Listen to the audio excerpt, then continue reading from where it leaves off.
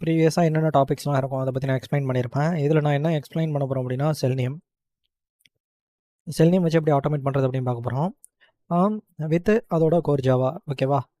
ஏன் நான் கோர் ஜாவாக்குள்ளே போகல இப்போ அப்படின்னா, கோர் ஜாவா கொஞ்சம் கடியாக இருக்கும். எப்படின்னா உங்களுக்கு பேஸ் வந்து அது கொஞ்சம் கஷ்டமாக இருக்கும். அதனால் நான் ஒரு செல்னியம் வச்சு வெப் ஆட்டோமேட் பண்ணிட்டேன் அப்படின்னா, இந்த பேஸ் தான் ஜாவாங்கிறதால நான் உங்களுக்கு கொஞ்சம் எக்ஸ்பிளைன் பண்ணுறதுக்கு ஈஸியாக இருக்கும்.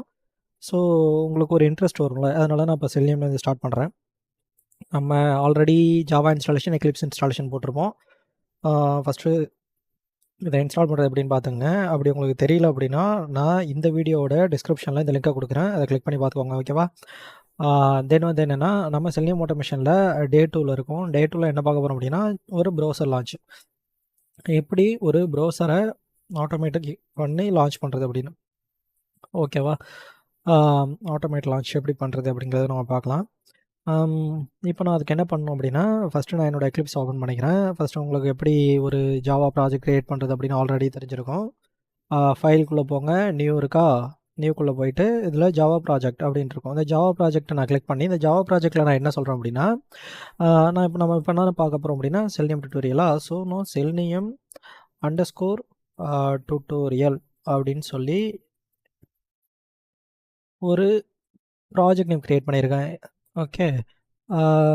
என்னடா வேர்டுக்கு மட்டும் ப்ரீவியஸாக கேப்ஸில் கொடுத்துருக்கான் அப்படின்னு பார்க்காதீங்க. ஏன்னா இது வந்து பாஸ்கல் கேஸ் அப்படின்னு சொல்லுவோம்.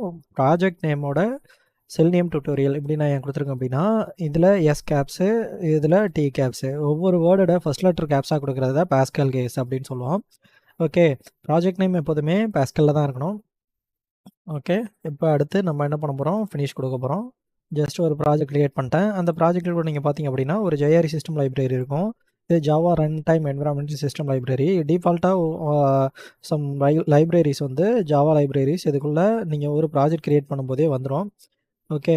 இதில் எஸ்ஆர்சிங்கிறது என்னென்னா சோர்ஸ். நான் சோர்ஸில் ரைட் கிளிக் கொடுத்து என்ன பண்ணுறேன் அப்படின்னா, ஒரு பேக்கேஜ் க்ரியேட் பண்ணுறேன். எப்போதுமே ஒரு ப்ராஜெக்ட் ஃபஸ்ட்டாக இருக்கணும், அதுக்குள்ளே ஒரு பேக்கேஜ் இருக்கணும், அதுக்குள்ளே தான் ஒரு கிளாஸ் இருக்கணும். நான் இதில் என்ன பண்ணுறேன், com.selenium.tutorial. இது என்னடா எல்லாம் ஸ்மாலில் க்ரியேட் பண்ணுறோம் அப்படின்னா, இது ஒரு .com .net .in அந்த மாதிரி நீங்கள் க்ரியேட் பண்ணணும். நான் இப்போ இது என்ன அப்படின்னு சொல்கிறேன், com.selenium.tutorial அப்படின்னு சொல்லிட்டு எல்லாமே ஸ்மாலில் க்ரியேட் பண்ணியிருக்கேன். ஓகேவா? இந்த மாதிரி தான் பேக்கேஜ் நேம் நம்ம க்ரியேட் பண்ணுறோம். அதுக்கப்புறம் கிளாஸ் பார்த்திங்க அப்படின்னா சேம் பாஸ்கல் கேஸ். ஓகே. இப்போ நான் என்ன பண்ணுறேன் அப்படின்னா,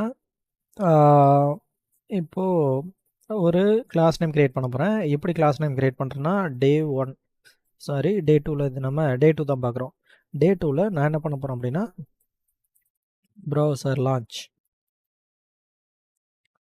அண்டர்ஸ்கோர் ரொம்ப பெருசாக இருக்குது class name. Okay, no problem. Browser launch cell name.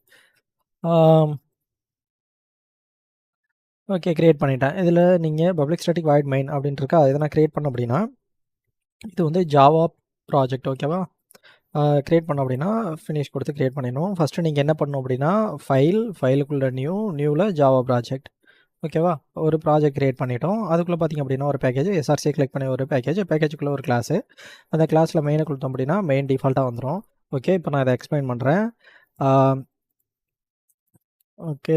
Package com.selenium.tutorial public class day 2 இது கிளாஸ் நேமு. கர்லி பிரேசஸ் இது ஒரு கர்லி பிரேசஸ். ஒரு கிளாஸுக்குள்ளே தான் மெத்தட் இருக்கணும். கிளாஸுக்குள்ளே ஒரு நார்மல் மெத்தட் இருக்கும், ஒரு மெயின் மெத்தட் இருக்கும். ஓகே. இதில் ஜாவா வரும்போது நான் உங்களுக்கு தெளிவாக எக்ஸ்பிளைன் பண்ணுறேன். இந்த மெயின் மெத்தட் எதுக்கு அப்படின்னா, நீங்கள் ரன் பண்ணணும் அப்படின்னா ரைட் கிளிக் கொடுத்து ரன்னர்ஸ் கொடுப்போம். இந்த ரைட் கிளிக் கொடுத்து ரன்னர்ஸ் கொடுத்து ஜாவா அப்ளிகேஷன் அப்படின்னு வரணும் அப்படின்னா, நீங்கள் மெயின் மெத்தட் இருந்தால் மட்டும்தான் அந்த ஜாவா அப்ளிகேஷன் அப்படிங்கிறது வரும். இப்போ நான் ஜஸ்ட்டு இதை கமெண்ட் பண்ணிக்கிறேன். இப்போ நான் ரைட் கிளிக் கொடுக்குறேன். பாருங்கள், ரன்னர்ஸில் ரன் கான்ஃபிகரேஷன் வருது. ஓகேவா? ஸோ மெயின் மெத்தட் இருந்தால் மட்டும்தான் Java run time environment JRE என்ன பண்ணும், ஃபஸ்ட்டு வந்து JVM செக் பண்ணணும். ஜாவா விர்ச்சுவல் மிஷின் JVM இங்கே எதை செக் பண்ணணும் அப்படின்னா, மெயின் மெத்தட் எங்கே இருக்குது அப்படின்னு செக் பண்ணுவோம். மெயின் மெத்தட் இருந்தால் தான் அதுக்கப்புறம் இருக்கிற எல்லா மெத்தடையும் அதை எக்ஸிக்யூட் பண்ணும் அதுக்குள்ளே உள்ளதை. ஓகே. அதனால தான் நமக்கு வந்து main method important Java project run பண்ணும்போது. இது ஒரு பேசிக் ஜாவா ப்ராஜெக்ட்டு. இப்போ ஜாவா ப்ராஜெக்ட் நம்ம எக்ஸ்பிளைன் பண்ணிட்டோம். இப்போ நம்ம எப்படி செல்னியம் லான்ச் பண்ணுறது அப்படின்னு சொல்ல போகிறேன். அதுக்கு நீங்கள் ஃபஸ்ட்டு என்ன பண்ணணும் அப்படின்னா, அதுக்கு சம் சின்டாக்ஸ் இருக்குது, அதை பற்றி நம்ம பார்க்க போகிறோம். அதுக்கு முன்னாடி என்ன பண்ணணும்னா, ஒரு செல்னியம் லான்ச் பண்ணுறதுக்கு அதுக்கு செல்னியம் ஜார் தேவை.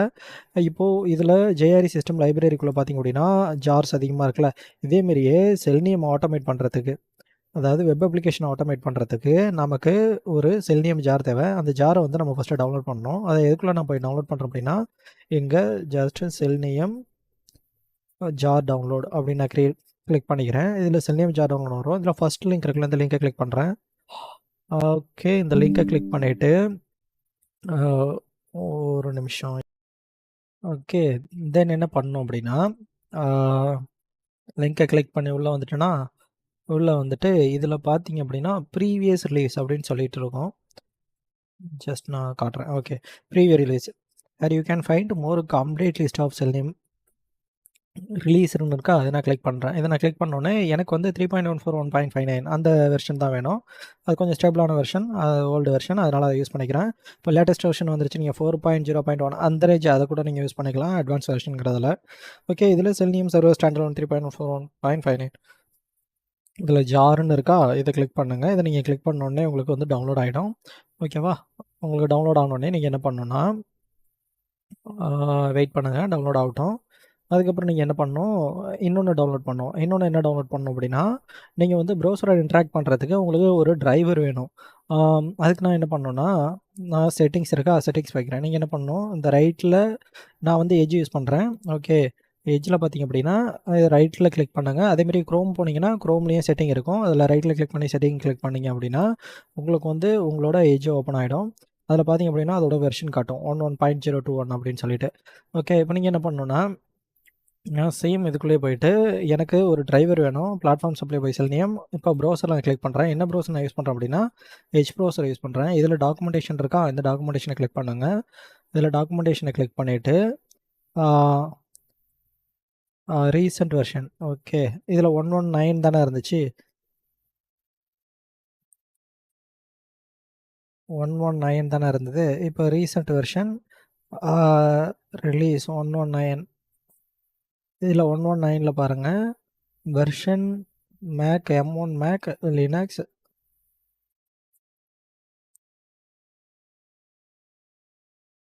ஓகே, இதில் வந்து விண்டோஸுக்கு இருக்கும் பாருங்கள், வெர்ஷன் 119.024 086 அப்படின்னு சொல்லிட்டு இருக்கா. ஆச்சு, X86 X84. இதில் வந்து ஓகே, இதில் பார்த்தீங்க அப்படின்னா X86ங்கிறது என்னென்னா 32 பிட்டு. ஓகேவா, X64ங்கிறது என்னென்னா 64 பிட்டு. இப்போ நான் இதை ரைட் கிளிக் ஜஸ்ட் ஒரு கிளிக் கொடுக்குறேன். ஓகே, என்னோட டிரைவர் வந்து இன்ஸ்டால் ஆகிடுச்சு. ஓகேவா, இப்போ நான் என்ன பண்ணுறேன் அப்படின்னா என்னோட டவுன்லோட் ஃபைல் ஓப்பன் பண்ணுறேன்.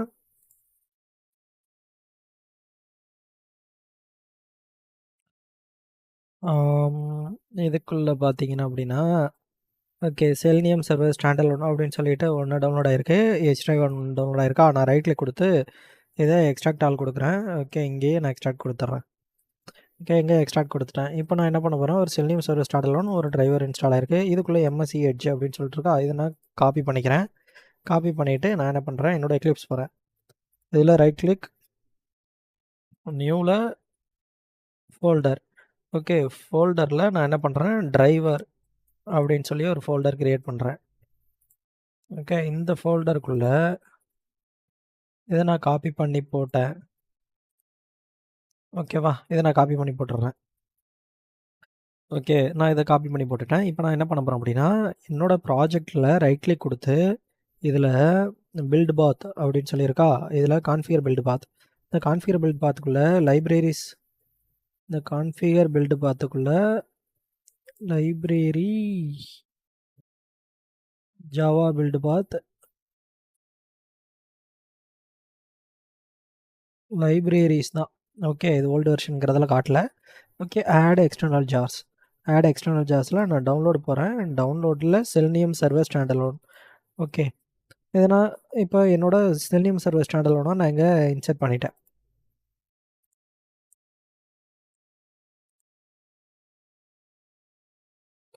ஓகேவா, நீங்கள் லைப்ரரிஸ் கிளிக் பண்ணால் 2 லைப்ரரிஸ் உங்களுக்கு காட்டும். கிளாஸ் பாத் அப்படின்னு சொல்லி ஒன்று காட்டும். அந்த கிளாஸ் பார்த்து நீங்கள் டைரெக்டாக கிளிக் பண்ணி அப்ளை அண்ட் க்ளோஸ் கொடுக்கலாம். இல்லை லைப்ரரிஸில் செல்லியம் சர்வர் ஸ்டாண்டர்ட் அப்படின்னு சொல்லி கொடுத்துட்டு டைரெக்டாக நீங்கள் கொடுத்துட்டு இங்கே அப்ளை, அதுக்கப்புறம் அப்ளை அண்ட் க்ளோஸ் அப்படின்னு சொல்லி நீங்கள் கொடுத்துட்டு நீங்கள் இந்த இடத்துல வந்து பார்த்தீங்க அப்படின்னா உங்களுக்கு ரெஃபரன்ஸ் லைப்ரரி ஒன்று இருக்கா, அந்த ரெஃபரன்ஸ் லைப்ரரிக்குள்ளே உங்களுக்கு செல்லியம் சர்வரோட எல்லா பேக்கேஜும் இருக்கும். அந்த ஜாருங்கிறது ஒன்றும் கிடையாது. ஒரு பேக்கேஜுக்குள்ளே மல்டிபிள் கிளாஸு. அந்த கிளாஸ்லேருந்து எல்லாமே அவங்க என்ன பண்ணுவாங்க, ஒரு இன்டர்ஃபேஸு, கிளாஸு எல்லாமே அவங்க கோடாக ரைட் பண்ணி அதை வந்து ஒரு ஜாராக கன்வெர்ட் பண்ணி வச்சுருப்பாங்க. ஓகேவா? ஏன்னா அந்த மாதிரி ஜார் இருக்கிறதால நம்மளால் ஈஸியாக கோடை வந்து ஃபெச் பண்ணி எடுத்து அதுக்கேற்ற மாதிரி ஆட்டோமேட் பண்ணிக்க முடியும். நம்ம இண்டிவிஜுவலாக எழுதணும்னா ரொம்ப கஷ்டம் இல்லை. அதனால டிஃபால்ட்டாகவே அவங்க செல்லியம் ஜாருக்கு அந்த வெப் அப்ளிகேஷன் ஆட்டோமேஷன் பண்ணுறதுக்கு என்னென்ன தேவையோ அதெல்லாம் ஆல்ரெடி அவங்க செல்லியம் ஜாராக கன்வெர்ட் பண்ணி வச்சுருக்காங்க. ஓகேவா? இப்போது நான் என்ன பண்ணுறேன், பப்ளிக் ஸ்டாட்டிக் வாய்ட் மெயினுக்குள்ளே வந்துட்டு இதுக்குள்ளே சிஸ்டம் டாட் அப்படின்னு சொல்லி நான் அடிக்கிறேன். ஓகே, இப்போ நான் சிஸ்டம் டாட் அப்படின்னு சொல்லி கொடுத்தோடனே இந்த இடத்துல செட் ப்ராப்பர்ட்டி அப்படின்னு சொல்லி ஒன்று இருக்கு. செட் ப்ராப்பர்ட்டி ஓகேவா, ஸ்ட்ரிங் ஆர்குமெண்ட் இதில் இது வந்து என்னென்ன இருக்கும் அப்படின்னா உங்களோட நியூ வெர்ஷனில் கீ அண்ட் வேல்யூ அப்படின்னு இருக்கும்.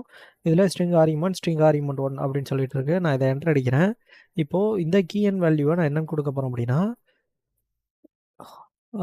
இதை நான் என்னென்னு கொடுக்க போகிறேன், web driver okay dot age dot driver இதுதான் என்னோட கீ. ஓகேவா, என்னோட வெப் டிரைவர் ஒரு ஹெச் ப்ரௌசர் மூலயமா எக்ஸாம்பிள் டிரைவர் வச்சு ரன் பண்ண போகிறோம். ஹெச் டிரைவர் வச்சு ரன் பண்ண போகிறேன். கீ வேல்யூ என்ன கொடுக்கணும் அப்படின்னா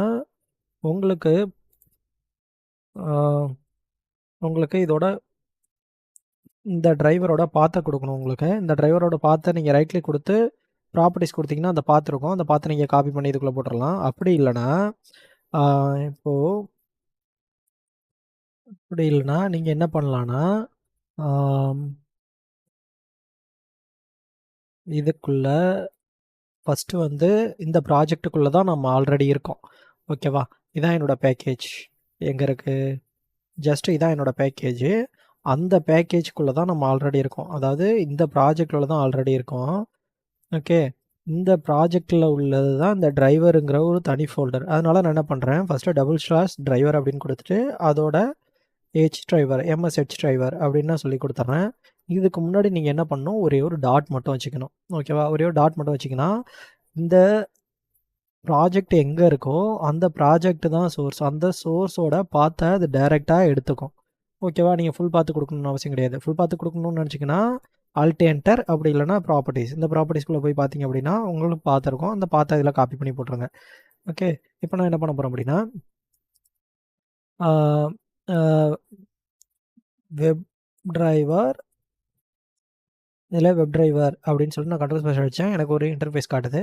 இதில் நான் என்ன சொல்கிறேன், டிரைவர் ஈக்குவல் டு நியூ.